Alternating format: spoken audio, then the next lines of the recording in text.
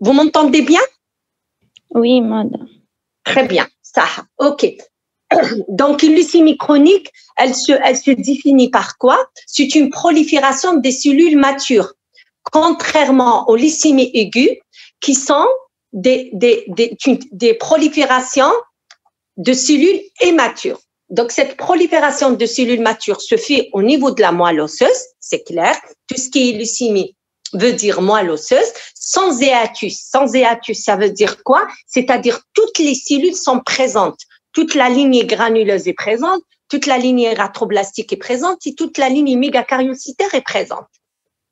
Avec un passage au niveau du sang et des organes périphériques. C'est pour ça qu'on parle de leucémie. Quand les cellules passent dans le sang, on va parler de leucémie.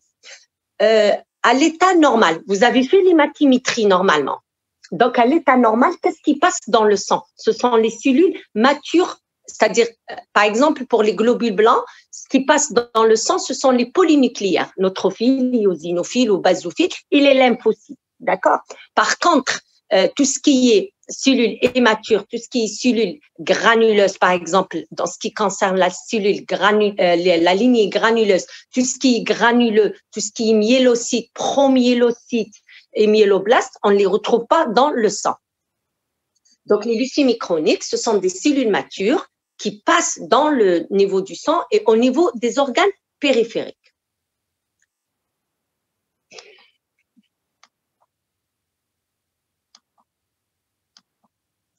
Voilà, il y a deux types de leucémie. Il y a les leucémies myéloïdes et les leucémies lymphoïdes. Les leucémies myéloïdes chroniques, on appelle les leucémies myéloïdes chroniques, rentrent dans le cadre des syndromes myéloprolifératifs. Myélo vient de myéloïde, prolifératif, c'est-à-dire une prolifération. C'est un développement qui se fait aux dépens des précurseurs de la lignée myéloïde. On a 4 grands syndromes lymphoprolifératifs. On a la maladie de Bakes, la thrombocytémie essentielle, la splénomégalie myéloïde, ou ce qu'on appelle la myélofibrose primitive, et bien sûr, le sujet de notre cours, la leucémie myéloïde chronique. Deuxièmement, on a ce qu'on appelle les syndromes lymphoprolifératifs, c'est-à-dire c'est une prolifération aux dépens des précurseurs de la lignée lymphoïde. Donc, on a les lymphomes hodgkiniens ou non hodgkiniens, on a les maladies de Waldenström, on a le myélome multiple et on a la leucémie lymphoïde chronique qui va être traitée aujourd'hui dans le cours. On va voir la leucémie myéloïde chronique et la leucémie lymphoïde chronique. Ce sont les leucémies chroniques les plus fréquentes. Donc, on va voir d'abord la leucémie myéloïde chronique. Donc, c'est une hémopathie maligne chronique. D'accord? C'est-à-dire c'est quelque chose qui évolue depuis plus de 3 mois. Souvent, les malades, quand ils consultent, c'est après 3 mois. C'est au bout de 6 mois, 7 mois, 8 mois. C'est un syndrome myéloprolifératif, c'est-à-dire c'est la lignée myéloïde qui est en cause, c'est-à-dire ce sont les granuleux qui sont en cause.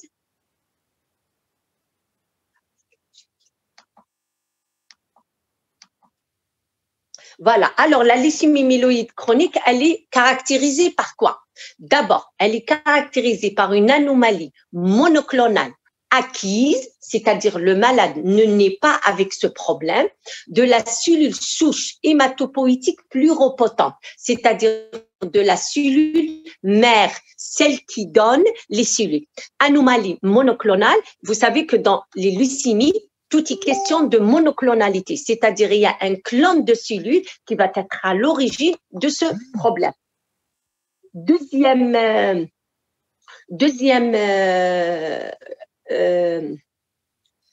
caractéristique de cette LMC, c'est une prolifération myéloïde médulaire avec une conservation de la maturation, c'est-à-dire toutes les cellules de la lignée myéloïde, on va le retrouver. Myéloblaste, promyélocyte, myélocyte et polynucléaire, avec un passage dans le sang périphérique, dans le sang et dans les organes qui sont normalement dépourvus du tissu myéloïde. C'est la rate et le foie. Et ça s'appelle une métaplasie.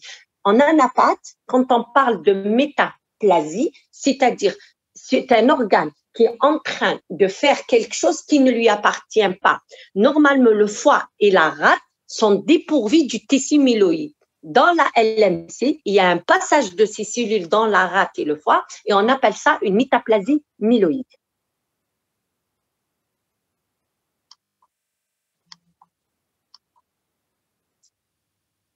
La quatrième anomalie, donc c'est une anomalie cytogénétique acquise toujours, c'est-à-dire le malade naît normalement et à un moment de sa vie, il va y avoir un trouble j'allais dire, génétique qui va être à l'origine de l'apparition de ce qu'on appelle le chromosome Philadelphie.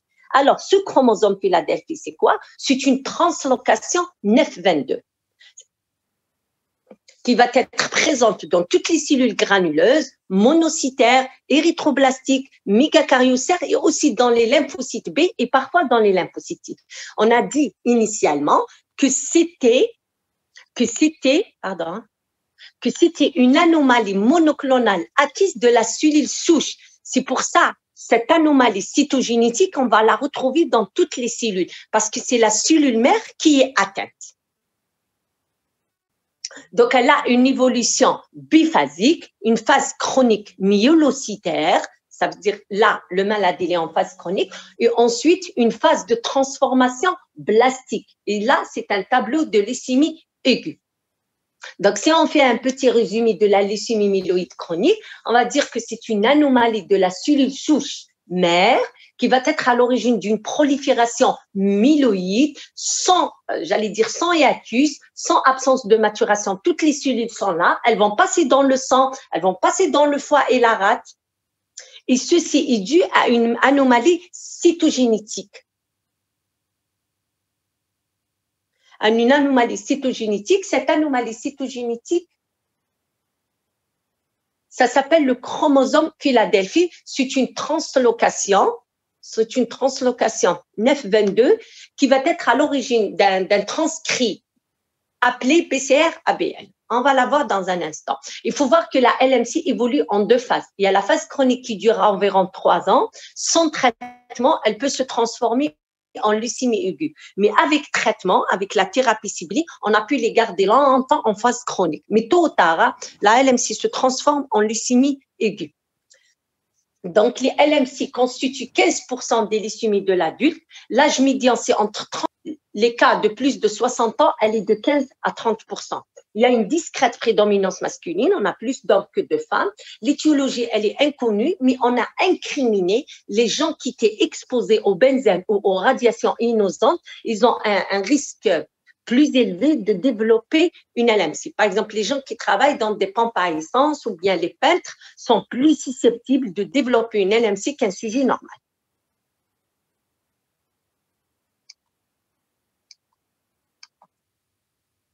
Alors, pour la physiopathologie, donc dans la LMC, on a deux mécanismes. On a le mécanisme hématologique et le mécanisme génétique, moléculaire. Donc, dans le mécanisme hématologique, qu'est-ce qu'il va y avoir? Il va y avoir une hyperplasie granuleuse au niveau de la moelle osseuse. C'est-à-dire, il va y avoir une prolifération importante des granuleux. Les granuleux sont les précurseurs des polynucléaires neutrophiles. Il y en a les myéloblastes, les myélocytes et les promyélocytes. C'est ce qu'on appelle les granuleux. D'accord. Avec une métaplasie myéloïde au niveau de la rate et du foie. Et au niveau du sang, on va voir une hyperleucocytose sanguine avec une myélémie. Myélémie veut dire passage des granuleux qui sont normalement au niveau de la moelle, qui sont les précurseurs des globules blancs, au niveau du sang. Donc, on va retrouver cette hyperplasie au niveau de la moelle, une métaplasie myéloïde dont je vous parlais tout à l'heure, la rate et le foie. Normalement, ils n'ont pas de granuleux. À ce moment, ils vont être siège d'une prolifération granuleuse. Et enfin, une hyperleucocytose sanguine avec une myélémie. Hyperleucocytose sanguine, c'est-à-dire un taux de globules blancs élevé, et une myélémie, c'est-à-dire on va retrouver les précurseurs des globules blancs, c'est-à-dire les granuleux au niveau du sang périphérique. Pour le mécanisme moléculaire, donc le mécanisme moléculaire, c'est quoi? C'est le chromosome Philadelphie. Le chromosome Philadelphie est présent dans la LMC. C'est quoi? C'est une translocation réciproque et équilibrée entre les bras longs des chromosomes 9 et 22. Qu'est-ce qui se passe? Sur le bras long du chromosome 9, quand on dit équilibré et réciproque, c'est-à-dire chacun donne à l'autre. Et il lui donne le même bras. Ça s'appelle équilibré, réciproque, on se donne. Tu me donnes et je te donne, et je te rends. Voilà.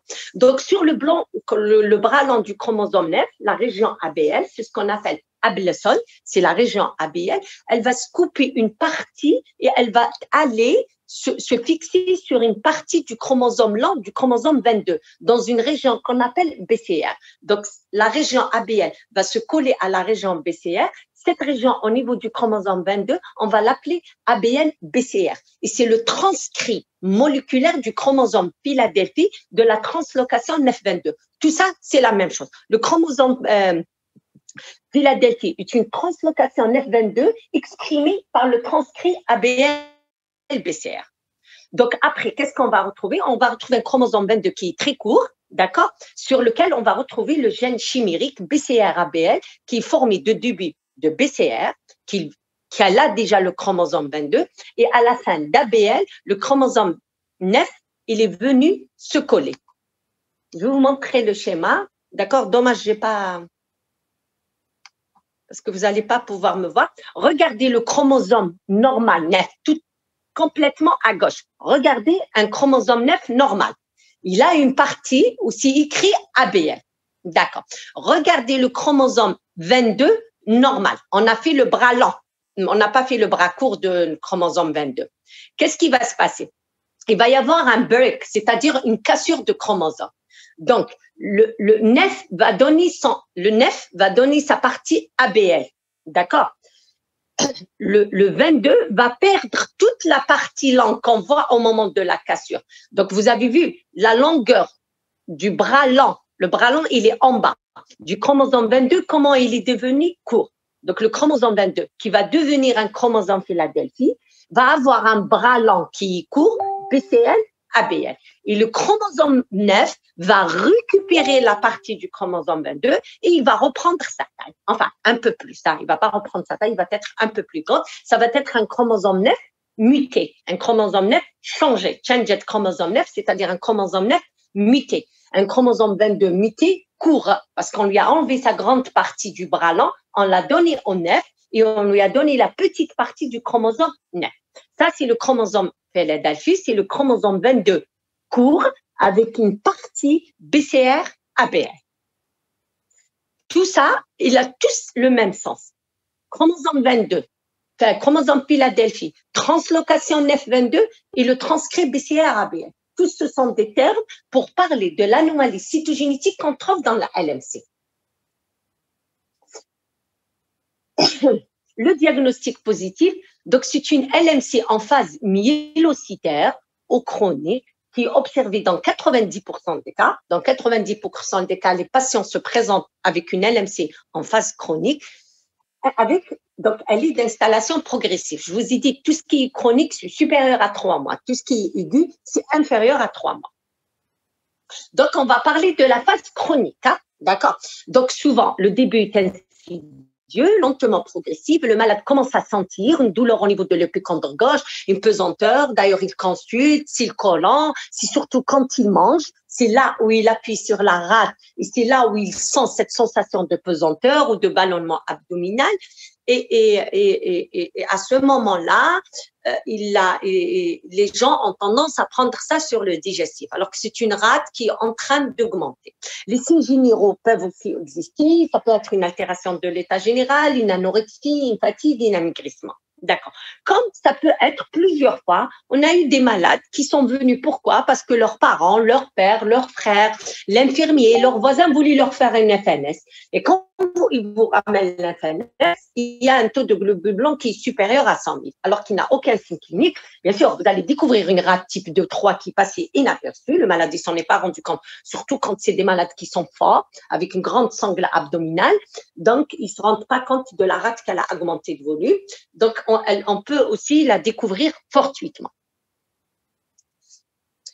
Plus rarement, c'est une complication. Soit c'est une hémorragie due aux thrombopathies qui sont connues dans la LMC, c'est une complication fréquente dans la LMC. Ça peut être une thrombose, soit c'est un homme qui vient pour un priapisme. Un priapisme, c'est une thrombose du corps caverneux, ou bien pour un infarctus splénique, d'accord, parce que les thromboses vont boucher vont thromboser les petits vaisseaux de la rate, ils peuvent provoquer un infarctus splénique qui est très, très douloureux, ou bien carrément, c'est une leucostase.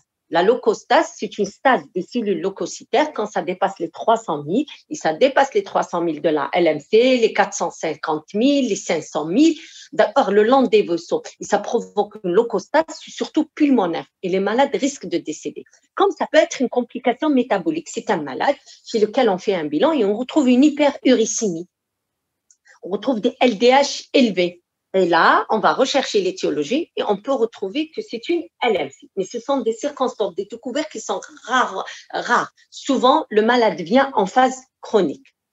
Voilà.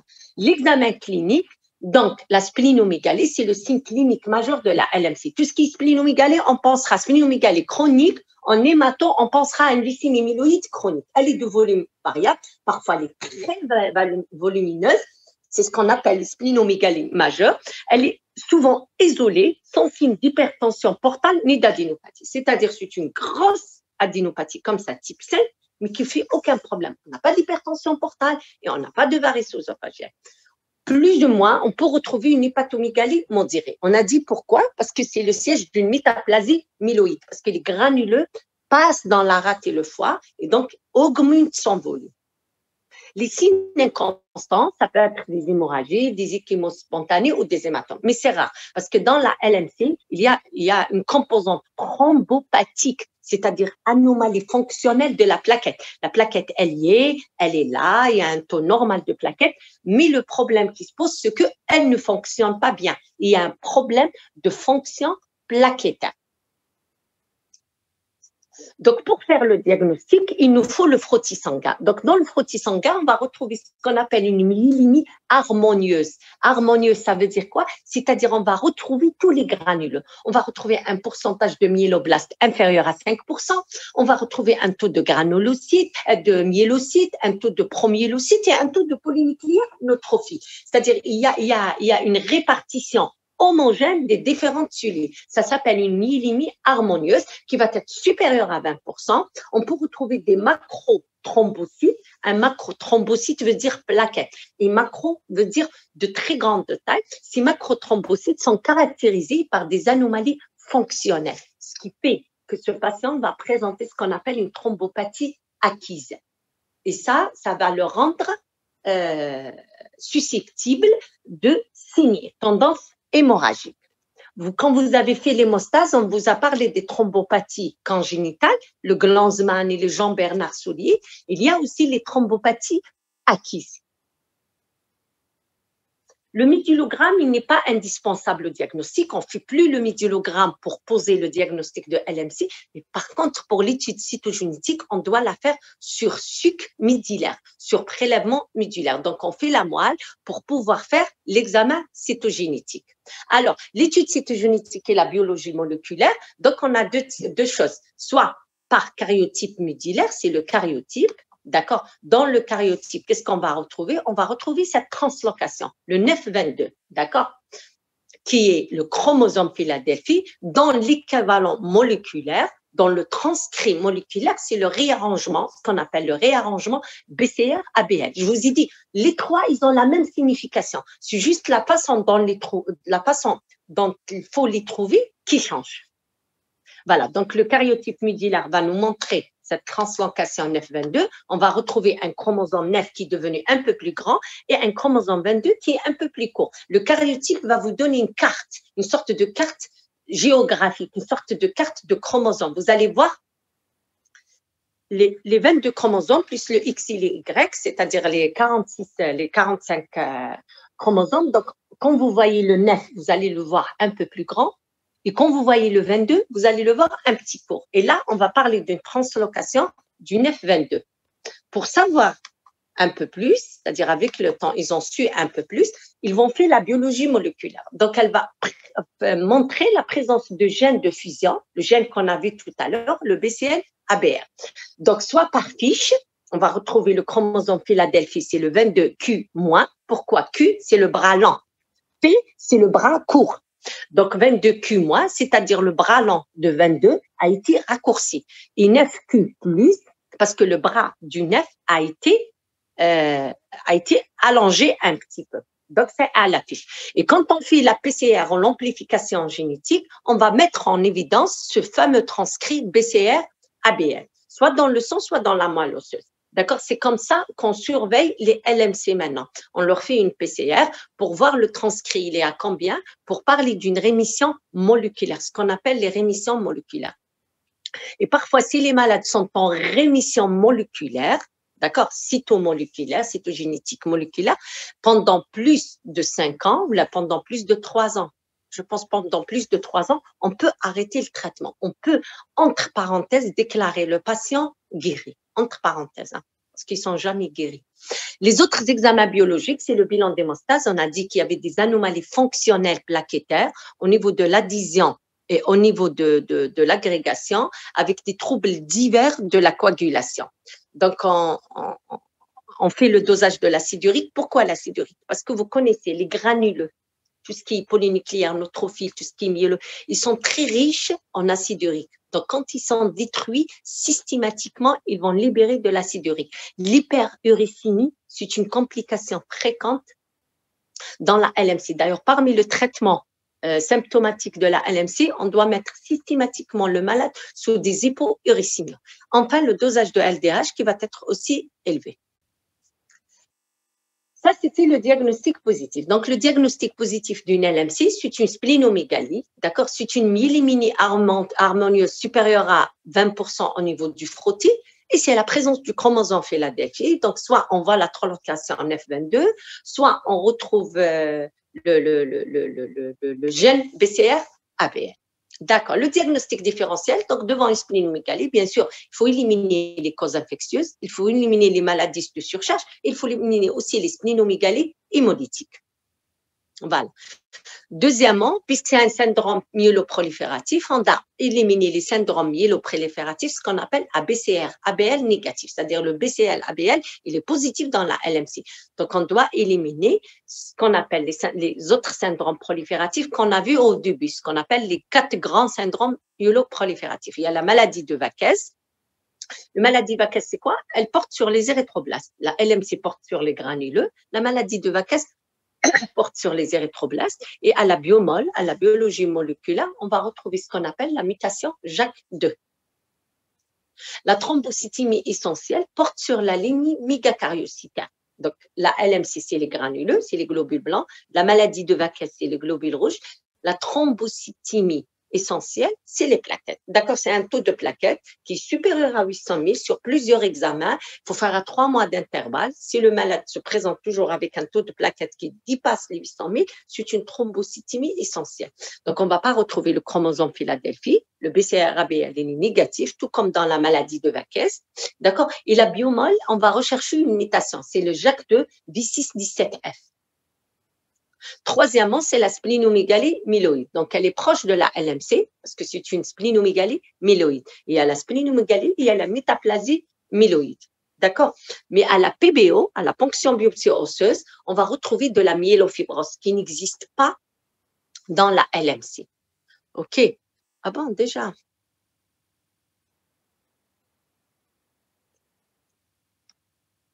Donc, pardon. Voilà. Donc, à la biopsie, on va retrouver de la myélofibrose. Au karyotype, absence de, et on peut retrouver la mutation JAK2 dans 50% des cas. Il y a la LMC atypique, d'accord? Cette LMC atypique, qu'on appelle les LMC atypiques, elle associe des caractères myéloprolifératifs et des caractères myélodysplasiques. Donc, on va retrouver une hyperleucocytose qui persiste avec une basolophilie qui est inférieure à 2%, une myélémie supérieure à 10%, on n'est pas arrivé à 20%, une blastose médulaire inférieure à 20%, donc on n'est pas dans le stade de la leucémie aiguë où la blastose doit être supérieure à 20%, avec des signes de dysplasie. On ne trouve pas le chromosome Philadelphie ni le gène de fusion BCR-ABL. Elle représente 1 à 2 cas pour 100 cas de LMC typique, d'accord? Et pour ces LMC atypiques, qui ne sont pas des syndromes myéloprolifératifs ni syndromes myélodysplasiques, c'est-à-dire par diagnostic d'exclusion, on dit que c'est une LMC atypique. Pourquoi? Parce qu'elle est à BCR-ABL, elle est à BCR-ABL négatif, Donc, il faut un typage HLA. Si malade, si vous ne les greffez pas, ils vont décéder. Le traitement ne peut rien faire pour elles.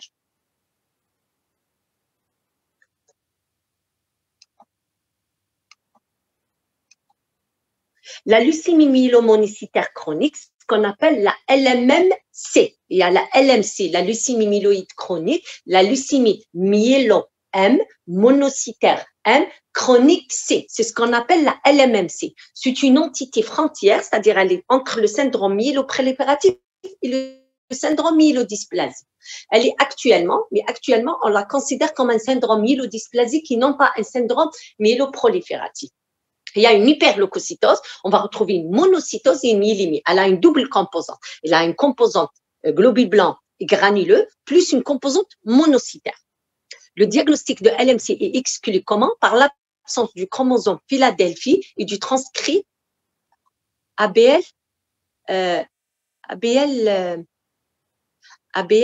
BCR, ABL. D'accord. Devant une myélémie, il faut penser aux myélémies réactionnelles, ce qu'on appelle les myélémies réactionnelles. C'est les infections sévères, c'est les nécroses tissulaires, c'est les hémolyses, les sorties d'aplasie. Quand le malade est en aplasie, ensuite qui va sortir d'aplasie, il va y avoir un emballement de la moelle, ce qui fait qu'il va y avoir un passage des précurseurs des globules blancs dans le sang. Même les précurseurs, on va retrouver ce qu'on appelle une érythromyélémie. Ou bien un traitement par les corticoïdes ou l'adrénaline. Ce sont ce qu'on appelle les myélémies réactionnelles. Ça n'a rien de pathologie. Devant une hyperleucocytose isolée, donc devant les PNN, les polynucléaires neutrophiles, il faut penser aux infections bactériennes. Les gens qui fument beaucoup peuvent avoir un taux de globules blancs élevé et les syndromes paranéoplasiques, bien sûr. Quand c'est un éosinophile, c'est le terrain allergique, c'est les vascularites et c'est les parozoïdes. Et quand c'est basophile, quand c'est une hyperleucocytose de polynucléaires neutrophiles basophiles, il faut penser à un syndrome myéloprolifératif. Voilà. Je vais continuer je vais continuer d'abord les formes cliniques, ensuite je vais éteindre pour pouvoir reprendre.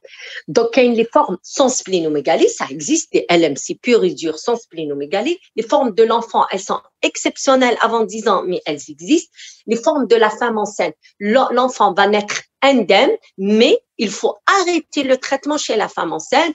Et même pendant l'allaitement, elle peut pas, parce que les métabolites de la thérapie ciblée ou de l'hydria passent dans le lait et passent la barrière placenta. C'est pour ça, pour les femmes qui sont en âge de procréer, on fait une contraception efficace. On essaie d'avoir une rémission moléculaire pendant 3 ans, on arrête le traitement et on la laisse faire ses grossesses. La forme du sujet âgé, c'est 15 à 30% des LMC. Le problème avec le sujet âgé, c'est qu'il peut ne pas tolérer le traitement. Voilà, après on va se retrouver dans l'impasse, quoi lui proposer, un traitement palliatif, le laisser. Voilà le problème des sujets âgés. Voilà, donc en absence du traitement, la maladie est systématiquement mortelle. D'accord, elle comporte 3 phases. Il y a la phase chronique, il y a la phase blastique. Entre les 2 phases, il y a ce qu'on appelle une phase d'accélération. Donc il y a la phase chronique, la phase d'accélération et la phase d'acutisation, c'est-à-dire la phase blastique. Dans 75 à 80% des cas, la phase d'accélération est rapidement suivie en 12 à 18 mois par une phase de plastique. C'est-à-dire souvent, quand les malades accélèrent, c'est vrai que parfois on les rattrape avec un traitement. Mais souvent, en 12 à 18 mois, elle est suivie d'une action plastique et se termine en 3 à 6 mois par le décès du patient. Ça, c'est l'évolution sans traitement. C'est-à-dire, le malade a une phase chronique. Sans traitement, il peut vivre jusqu'à 3 ans. Ensuite, elle vient la phase d'accélération. Ensuite, 1 an et demi, il file la leucémie aiguë. La leucémie, en 6 mois, il décède. C'est pour ça, la LMC, toutes les hémopathies malignes, il faut les traiter. Voilà. Donc, la phase chronique, on l'a vu tout à l'heure, c'est ce qu'on a vu comme bilan, comme signe clinique, comme signe biologique et comme signe, entre parenthèses, cytogénétique. Donc, la phase chronique, c'est quoi? C'est une splénomégalie souvent isolée. Le malade consulte. À la formule, on va retrouver une hyperleucocytose, on va retrouver une myélémie supérieure à 20%. Avec parfois présence de macrothrombocytes, d'accord. On fait le prélèvement médulaire pour une étude cytogénétique, on retrouve le chromosome Philadelphie. Donc, c'est une évolution améliorée par la thérapie ciblée. C'est souvent la phase de diagnostic. Elle dure plusieurs mois à quelques années, surtout sur traitement, on peut aller jusqu'à 8 ans, 10 ans, mais elle évolue à la phase suivante parce que à un moment, même sous traitement, à un moment, le malade va devenir réfractaire au traitement. Le corps va apprendre le traitement. Et donc, systématiquement, elle va évoluer à la phase suivante. La phase d'accélération, c'est une étape intermédiaire entre le chronique et le plastique. On peut la retrouver dans 75% des cas. Elle va suivre la phase chronique. Elle survient au bout de 3 ans sans traitement, mais avec traitement, ça dépend le malade. Il y a des malades qui restent longtemps sans traitement et ne deviennent pas réfractaires et ne rechutent pas. Il y a d'autres malades, non. Au bout de 2 ans, 3 ans, vous êtes à court de traitement et il accélère. Les critères de l'accélération, c'est quoi? Soit l'apparition ou la réparation ou la majoration des signes cliniques, soit c'est des signes cliniques qui n'étaient pas et qui sont apparus, soit qui existaient, qui ont disparu et qui sont réapparus, ou bien qui existaient déjà, par exemple une rate qui était type 1, type 2, avec le traitement, elle est descendue à type 1, à type 2, ensuite, elle reprend son volume. Hyperleucocytose augmentée, le taux de globules blancs qui augmente, une basophilie supérieure et égale à 20%, une anémie qui apparaît, une thrombopénie ou une thrombocytose, des blastes avec des promyélos supérieurs à 20% dans le sang. Là, on va retrouver des blastes avec des promyélocytes qui sont supérieurs à 20%. On a dit tout à l'heure que c'était la phase chronique, c'était une myélémie harmonieuse, que les blastes ne dépassaient pas les 5%. C'est-à-dire les blastes et les promyélocytes ne peuvent pas dépasser 20% puisque toute la myélémie était supérieure à 20%.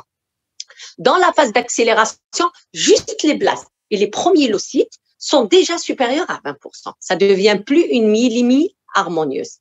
La phase blastico-d'acutisation, donc elle survient dans un délai médian de 3 à 4 ans, d'accord? La blastose sanguine ou médulaire est supérieure à 20%, juste la blastose seule, d'accord? Une hyperleucocytose, une anémie thrombopénie, c'est clair dans ces cas-là.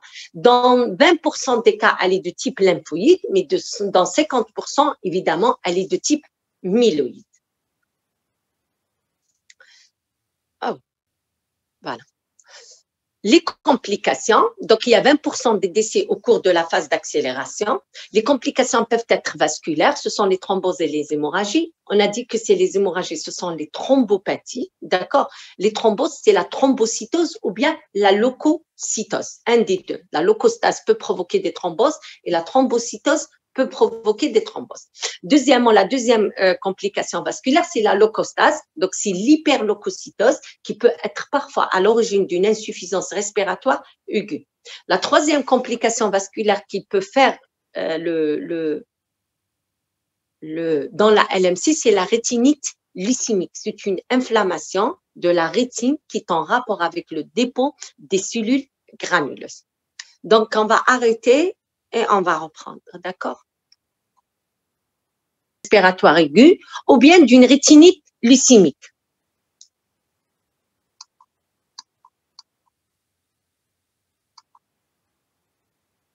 Elle peut être hématologique.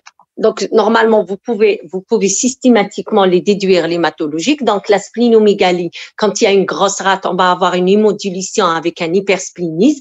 L'hypersplénisme, qu'est-ce qu'il va faire? Il va s'extraire les cellules circulantes parce que vous savez que le sang passe systématiquement plusieurs fois par jour au niveau de la rate. Donc, ça peut être à l'origine d'une thrombopénie, d'une anémie. Une splénomégalie peut être à l'origine d'un infarctus splénique avec un risque de rupture splénique. Deuxième complication hématologique de la LMC, c'est l'insuffisance médulaire. Vous m'entendez, Yak? Oui. Très bien. Donc, insuffisance médulaire. Donc, ça peut être soit une myélofibrose qui va être à l'origine d'anémie, thrombopénie et neutropénie. Ceci va se voir sur le plan clinique. L'anémie va être traduite par une asthénie, la thrombopénie, ce sont les hémorragies, et la neutropénie, ce sont les infections apiogènes. Deuxièmement, l'insuffisance médulaire peut être à l'origine d'un envahissement médulaire par les blastes dans la phase accélérée ou acutisée. La myélofibrose dans la LMC, contrairement à la splénomégalie myéloïde, dans la splénomégalie myéloïde, la myélofibrose est présente au diagnostic. Dans la LMC, c'est une complication avec le temps.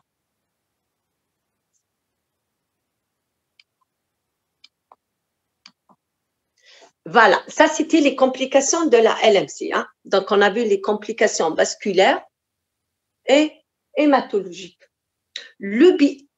toutes les complications métaboliques. J'ai oublié les complications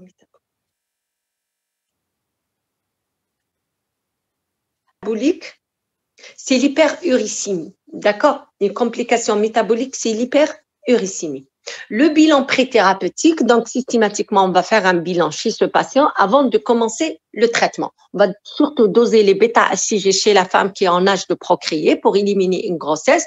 S'il n'y a pas de grossesse, on la mettra sous contraception. On fait une échographie cardiaque parce que les ETK peuvent provoquer un problème cardiaque, des sérologies, une échographie abdominopelvienne et le reste du bilan de biochimie, hépatique, glycémie, un ionogramme, un bilan rénal, un taux d'acide urique, une calcémie, un bilan lipidique, un taux d'urine et un groupage phénotypé.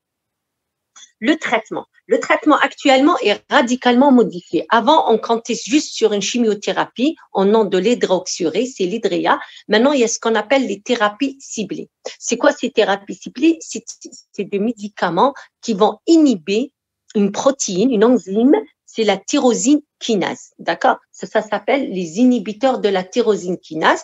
Quand il inhibe cette protéine, il arrive à gérer l'anomalie génétique. C'est ce qu'on appelle les thérapies ciblées, c'est-à-dire cette thérapie, elle va directement à la protéine qui est en train de nourrir le gène, elle va la tuer, comme ça le gène sera tué avec elle. Donc, il y a plusieurs réponses. Il y a la réponse hématologique, là, c'est-à-dire la formule va devenir normale, la myélémie va disparaître.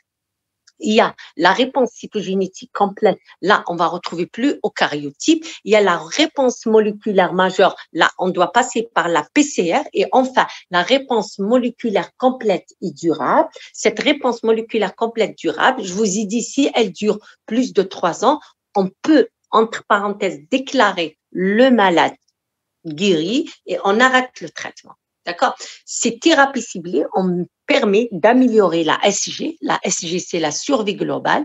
La SSP, c'est la survie sans progression, c'est-à-dire le malade ne passe pas à une autre étape.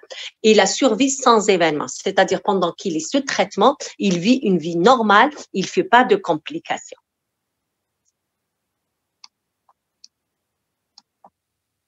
Les moyens et les méthodes, donc le traitement symptomatique. Le malade, quand il vient au début, en diagnostic, il est en hyperleucocytose. Donc, il faut préserver la vie de ce patient. Donc, ça va être une hyperhydratation alcaline pour préserver son rein.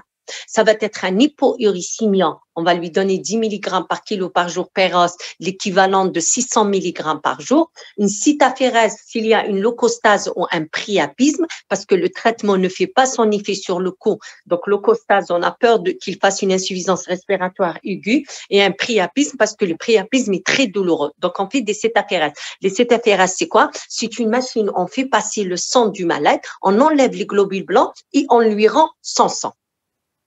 On proscrit les ANS et les injections IM. Vous savez pourquoi, Yak? À cause des thrombopathies. D'accord? Parce qu'il y a un composant thrombopathique dans la LMC. Donc, tout ce qui est anti-inflammatoire non stéroïdien qui sont connus pour arrêter le travail des plaquettes et les injections intramusculaires pour éviter les hématomes. Et enfin, il faut une contraception systématique. Parfois, il faut une double contraception, c'est-à-dire la femme doit prendre la pilule et l'homme doit mettre des préservatifs. Donc, une double contraception chez la femme en âge de procréer. Donc, avant, on utilisait cette chimiopalliative. Maintenant, elle n'existe plus. On met juste l'hydrea pour casser, juste pour casser les globules blancs, pour réduire le taux des globules blancs, pour mettre la thérapie ciblée. Donc, on met de l'hydroxyurée, c'est l'hydrea, ça s'appelle hydrea, c'est le nom, l'hydroxyurée, c'est le nom commercial international, et l'hydrea, c'est le nom, hydroxyurée, c'est la dénomination commerciale internationale. L'hydrea, c'est le nom du labo. C'est un inhibiteur de la ribonucléase réductase qui va diminuer la synthèse de l'ADN, qui va juste tuer les cellules périphériques. Elle n'a aucun effet sur la moelle et aucun effet sur le gène. L'interféron alpha, c'est une glycoprotéine qui inhibe in vitro la croissance des cellules myéloïdes. Là, l'interféron peut avoir un effet sur les précurseurs, sur les progéniteurs, c'est-à-dire sur les parents des globules blancs. Il a un effet antiprolifératif sur les cellules normales et les cellules tumorales. Il provoque il est à l'origine, on obtient avec l'interféron des rémissions cytogénétiques dans 30 à 50% et des rémissions cytogénétiques complètes dans 5 à 10%.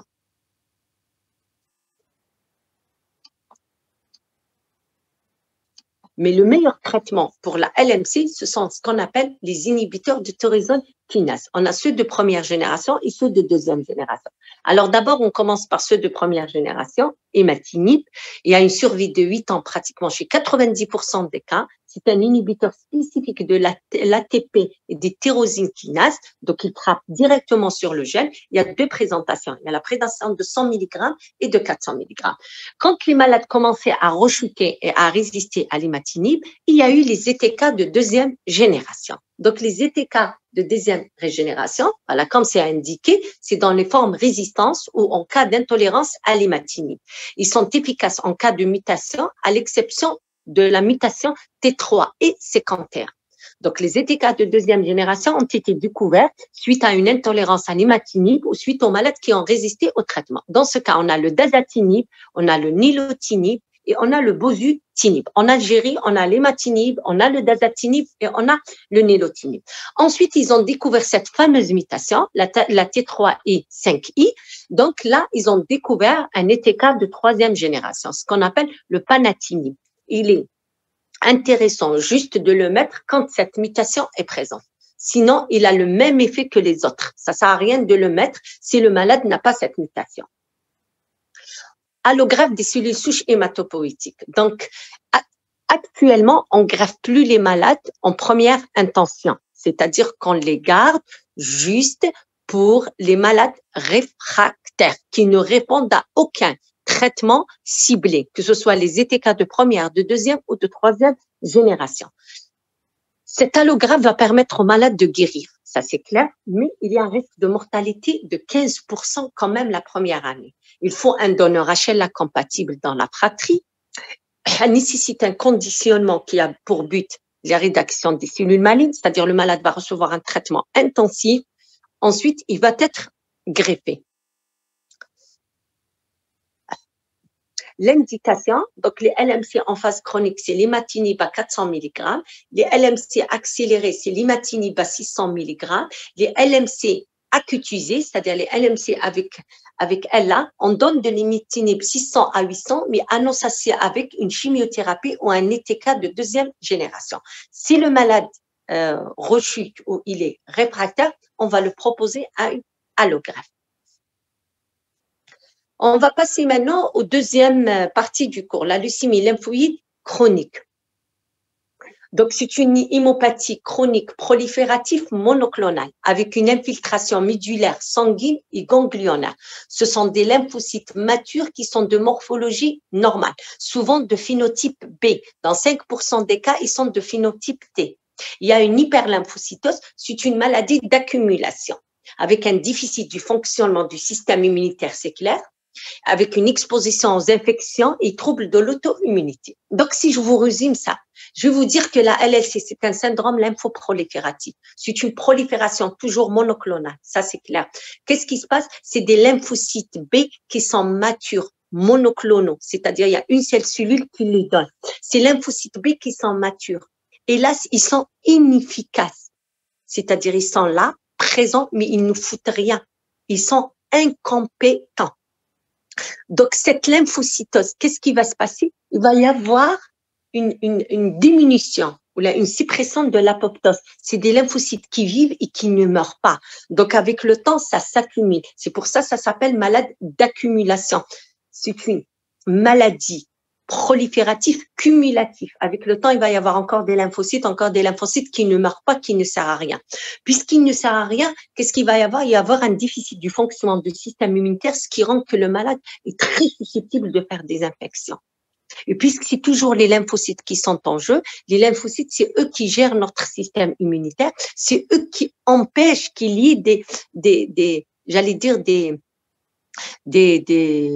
extras. Ce qui fait après, on va avoir des problèmes d'auto-immunité parce qu'il n'y en a plus ceux qui nous protègent contre les méchants anticorps et contre les méchants bactéries, virus et parasites. D'accord? Voilà. Donc, l'âge moyen, c'est 65 ans. Elle atteint kiff-kiff, les hommes et les femmes. Elle n'est pas contagieuse. Elle n'est pas héréditaire. Il n'y a aucun facteur de risque environnemental. On n'en a pas trouvé. Il y a une chose. On a remarqué, si le papa a une LLC, l'enfant a 3 fois de plus de risque de faire une LLC. Son frère, sa sœur. D'accord? Mais il n'y a aucun terrain héréditaire. Il n'y a aucun risque à l'extérieur. Les circonstances de découverte, donc le début, tout comme toutes les leucémies chroniques, il est insidieux, c'est-à-dire il est progressif. On peut découvrir juste une hyperlymphocytose sur APNS. Ça peut être un syndrome tumoral. Le malade vient pour des adénopathies, comme ça peut être une complication infectieuse, c'est-à-dire le malade a des pneumopathies ou des infections urinaires qui traînent, qui ne guérissent pas. Sur des mois et des mois, ils traînent. On fait une formule, on retrouve une hyperlymphocytose et on fait le diagnostic de la LLC, de la leucémie lymphoïde chronique.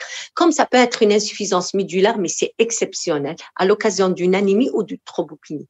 Car dans la LLC, les anémies et les thrombopénies sont plutôt d'origine auto-immune, c'est-à-dire le corps développe des anticorps qui attaquent les plaquettes ou qui attaquent les globules rouges.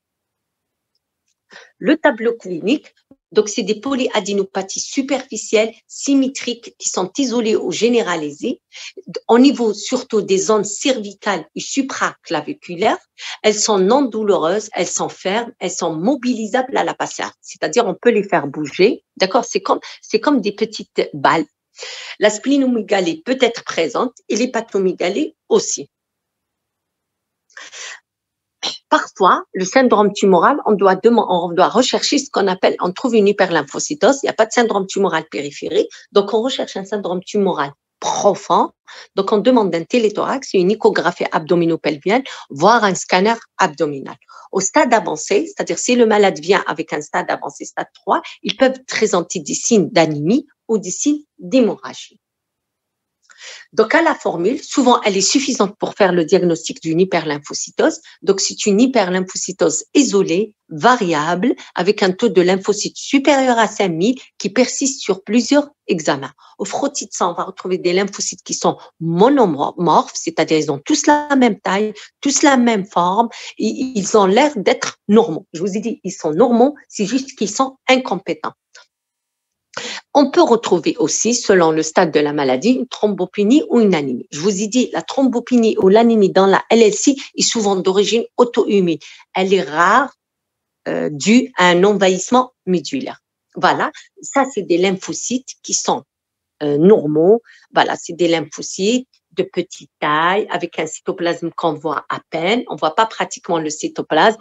C'est le petit bleu qui, par exemple, regardez celui qui est pratiquement à 10 heures, non pas à 10 heures, à 11 heures, on voit un truc bleu clair. Ça, c'est pratiquement du cytoplasme, d'accord, avec un noyau dense matin. Il est foncé, avec chromatine motée, c'est-à-dire elle est compacte, et des nucléoles, on ne voit pas les nucléoles, pratiquement on ne les voit pas, avec des ombres de Gambret. Les ombres de Gambret, vous savez c'est quoi? Celle qui a 11 heures, on a l'impression un globule rouge écrasé, le truc violet qui a la forme d'un truc comme un flou. Il y a les globules rouges, ils sont ronds, il y a les lymphocytes, ils sont violets. Il y a ces images qu'on voit ils sont un petit peu violacés et on a l'impression que c'est un truc qu'on a écrasé. C'est ça ce qu'on appelle les ombres de Gambretsch et elles sont pathognomoniques de la LLC. Donc, ce qu'il faut faire maintenant dans la LLC, avant on faisait la moelle pour rechercher une infiltration médulaire supérieure à 30%. Maintenant, c'est bon, on fait ce qu'on appelle un immunophénotypage des lymphocytes sanguins. Et ça s'appelle le score de Mathieu-Tess. Qu'est-ce qu'il fait? Il affirme la monoclonalité des lymphocytes B. C'est-à-dire, il va nous dire que ces lymphocytes B ne sont pas polyclonales. Tout ce qui est polyclonal est bénin. Tout ce qui est monoclonal est malin. D'accord? Ils expriment tous une même chaîne lourde, c'est la chaîne IgM. D'accord?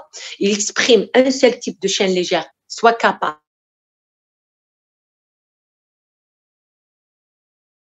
CD20, ce sont des marqueurs des lymphocytes B et les marqueurs CD5 et CD23, ils sont tous positifs. Ça nous oriente systématiquement vers une LLC. J'ai oublié de vous mentionner ce qu'on appelle le score de Mathieu-Tess. Voilà, le myélogramme. Donc, le myélogramme n'est pas disponible. Avant, on faisait le diagnostic sur une infiltration médullaire supérieure à 30%. Ensuite, on est descendu jusqu'à 20% pour remonter à 30%. Maintenant, on fait ce qu'on appelle l'immunophénotypage, la cytométrie en flux, et on a le score de Mathieu test.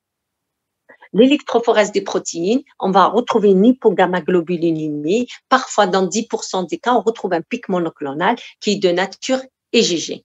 Les recherches de signes d'auto-immunité, on recherche une HAI, une anémie hémolytique auto-immune par un test de Coombs, on recherche une thrombopénie périphérique, parfois on recherche d'autres auto-anticorps, c'est les anticorps antinucléaires ou le facteur rhématoïde.